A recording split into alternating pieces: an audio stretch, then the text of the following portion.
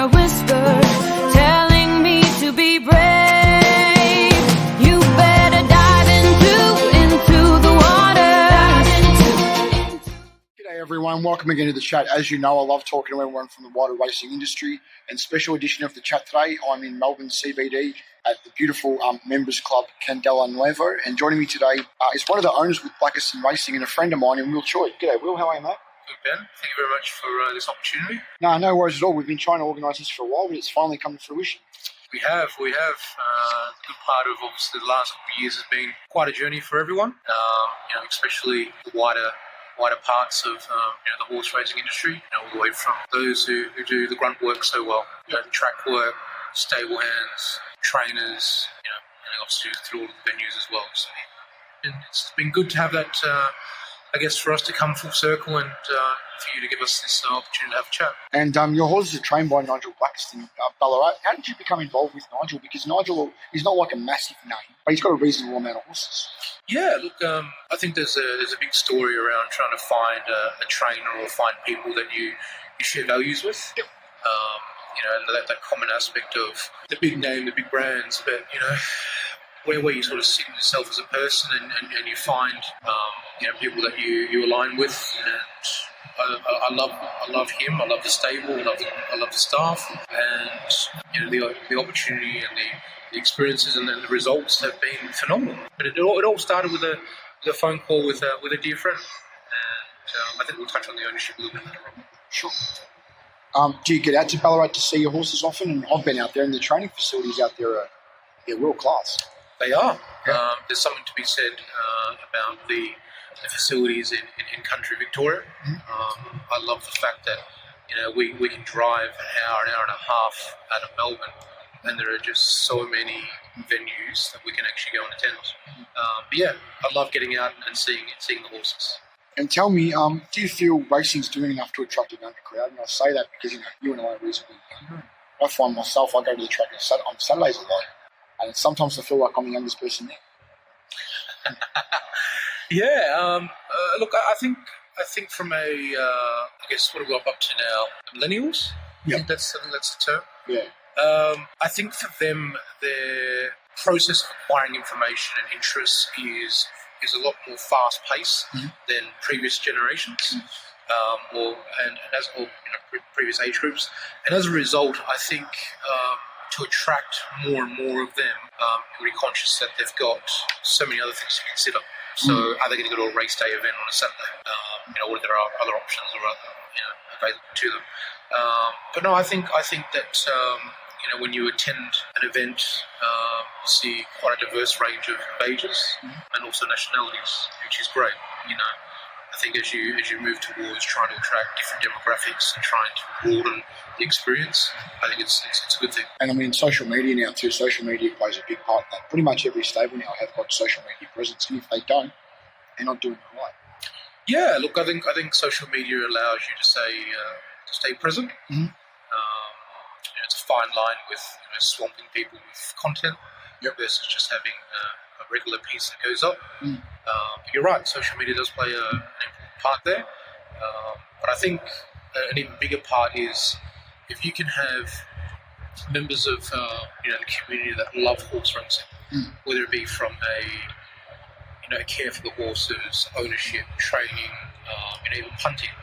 If you can give them an insight into how the stable works, that back of house experience, that goes a long way. I've spoken to some pretty high-profile people on this show, like especially owners, but I think case in point with you, you're just a regular sort of rank and file owner, and I think a lot of people who aren't in racing, they seem to think that it's just the big boys that own the horses. But there's so many different kinds of people that own horses, isn't there? Yourself included. 100%. I am a very, very small owner. And I think it's probably what important for a lot of people to realise is that, if you can get together with a group of friends and you invite people that you'd love to spend time with, and you want to be, if you want to enjoy a journey in life, then you sit down together and you work out what does this experience look like. You might be the person that invites others to join you, or you might be the one that's actually invited. In my case, I think it's really important for a lot of people to realise that you don't have to be a gazillionaire to actually pursue something that you're passionate about. To go a bit broader there. So my passion really stemmed from when I was a young kid. Yep. Some family in Hong Kong. Yes. Who were quite affluent with the Hong Kong Jockey Club. Yes. And walking through their house at a young age and seeing the horse monuments and the statues and the prizes and that sort of stuff, it gives you a nice little nostalgic memory. And believe it or not, Adam Olszanski, the race corps, I believe you know him. I know Adam. So I went to high school with Adam. Oh, you did? Yeah, for over 6 years. Yep. And I remember attending Flemington with him and his dad. I think this would have been just when he was starting out to really get into horse racing. Yep. At a young age. So to come full circle and to be given an opportunity to be a part of, I guess, a different chapter within horse racing, I think it's fantastic. And I think also just the whole accessibility thing, like anyone, big profile or small profile, pretty much everyone's approachable. And unlike in other industries and other sports, it's not like that. There's security everywhere. Yeah. Yeah, 100%. And I guess to answer your question around, small fry, medium fry, large fry. Yeah. I think if people can break down that definement and just go, this is what I can afford, or what I would like to invest in, then there are opportunities available for all different tiers. It's not, you don't need a massive bank account to do this, but I can say this wholeheartedly that the intangible rewards far outweigh any tangible rewards when you become an owner. The people you meet, the joy that you get from seeing a horse develop through its career, it's phenomenal. Just something completely different here. I believe you've just recently launched your own condiments brand away from racing. Can you tell me a bit about that, Will? I have been. Thanks for that. Yeah, so a couple of months I was made redundant and I had an opportunity to go away for a couple of months just to reset. Yep.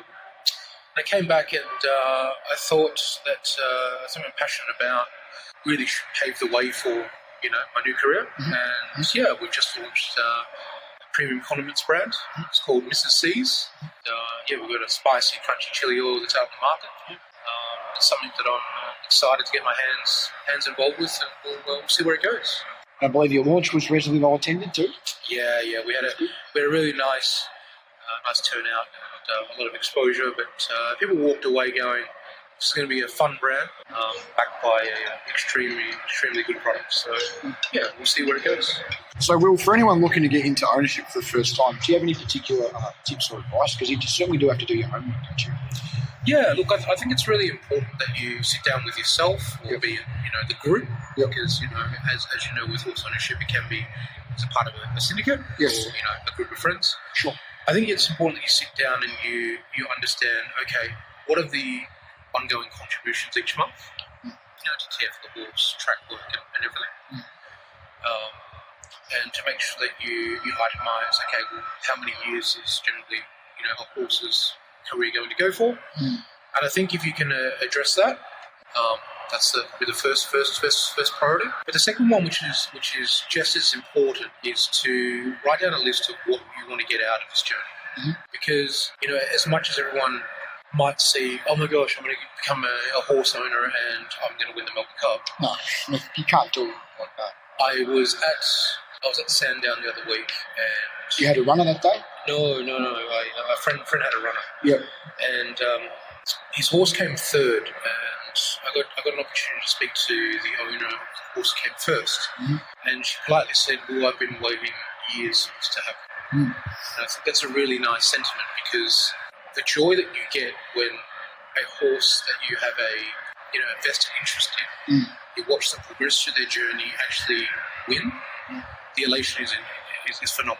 That doesn't come every day, and it certainly doesn't come for every owner. So I think if you can create a list of things that you want to get out of your ownership journey, I think it sets you, well in terms of expectation. You can manage itself with yourself, but also with the group and the other owners as well.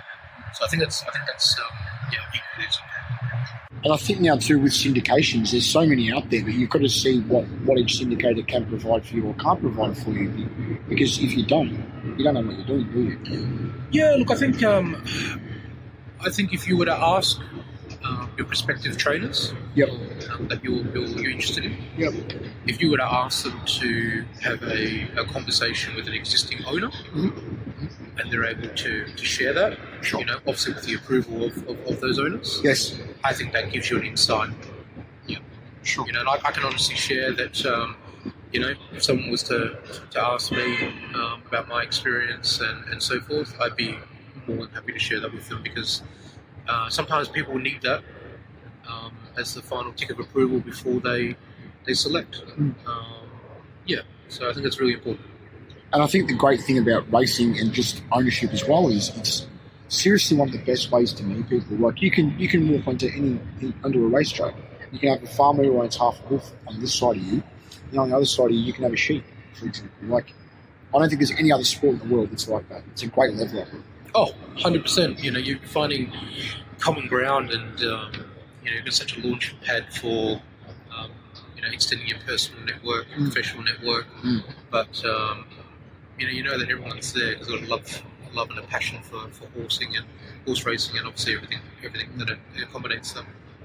Lastly, is there anything that Will Choi like to do in his spare time away from your brand and racing? Yeah, so besides making chili, I play chess. I definitely enjoy a punt. Yep.